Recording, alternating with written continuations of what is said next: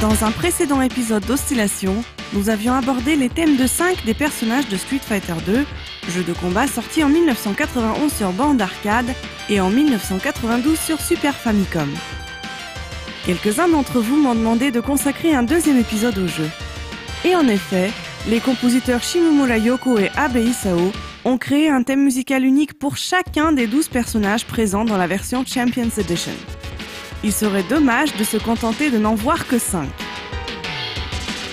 Voici donc les thèmes musicaux de Edmond Honda, Blanka, Dhalsim, Balrog alias Mike Bison et Vega alias Balrog. Pas facile de s'y retrouver ? Je vous explique. Pour des raisons de droit et d'esthétique, les noms de 3 personnages du jeu ont été intervertis aux États-Unis et par conséquent chez nous. Mike Bison, le boxeur américain basé incontestablement sur le personnage de Mike Tyson, devient ainsi Balrog aux USA. Balrog, le combattant espagnol narcissique, devient Vega, et Vega, le général Yuri Tchekhov et l'un des boss de la série, devient Mr. Bison. Ainsi, tout risque d'un procès avec le vrai Mike Tyson était évité. Plongeons-nous maintenant dans la musique. Voici le thème de Honda, le sumo japonais.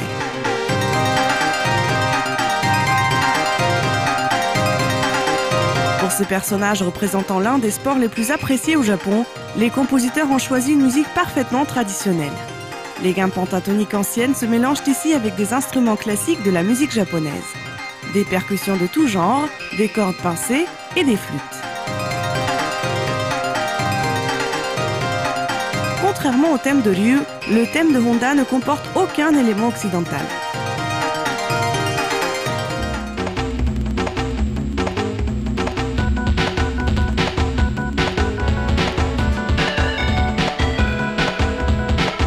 Blanka est un petit garçon devenu sauvage après s'être perdu dans la jungle brésilienne suite à un crash aérien. Inutile donc de chercher dans son thème musical le moindre élément brésilien. Au lieu de ça, nous pouvons entendre une musique au rythme préhistorique, représentant sans aucun doute le côté sauvage du personnage.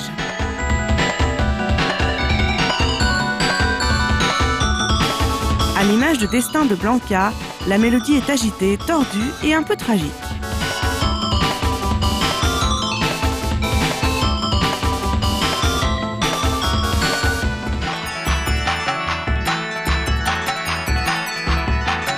Dhalsim est un yogi pacifique hindou qui participe au tournoi Street Fighter pour gagner de l'argent pour son village. Son thème reflète parfaitement ses origines. Outre l'utilisation d'instruments exclusivement issus de la tradition musicale indienne, on peut aussi y percevoir un traitement harmonique et mélodique typique de ce pays. Si vous écoutez bien, vous allez entendre que la note à la base de chaque section reste toujours la même.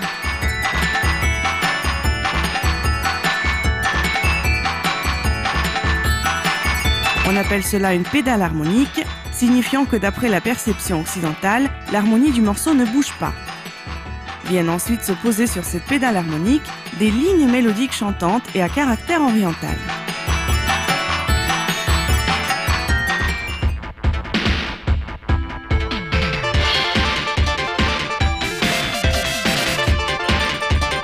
Avec le thème de Mike Bison, alias Balrog, le boxeur américain, on revient dans un style musical beaucoup plus contemporain.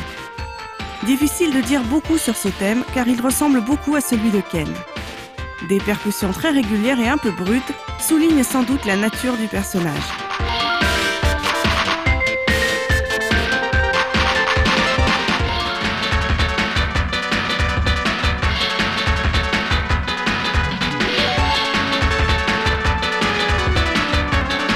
Et finalement, le thème de Balrog, le combattant espagnol élégant et narcissique appelé Vega chez nous.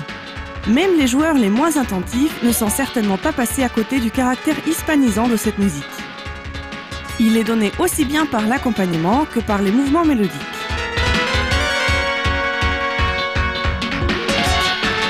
Mais comment se fait-il que l'on associe ces deux éléments à l'Espagne ? L'explication est très simple.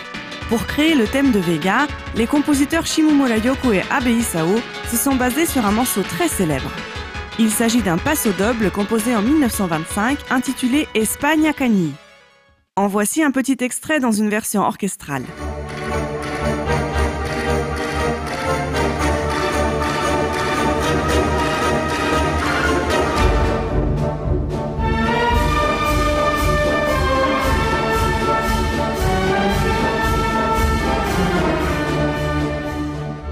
Cette danse espagnole par excellence sert depuis toujours aux compositeurs pour évoquer un caractère hispanisant. Un choix presque trop facile pour le thème de Vega.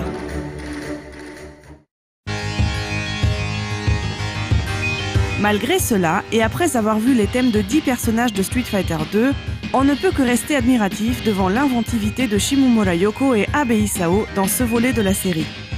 Pour un jeu de combat dominé par les bruitages et où les joueurs restent surtout concentrés sur l'action à l'écran, les compositeurs n'ont pas choisi la facilité et ont ainsi créé une bande originale digne de rester dans l'esprit des joueurs.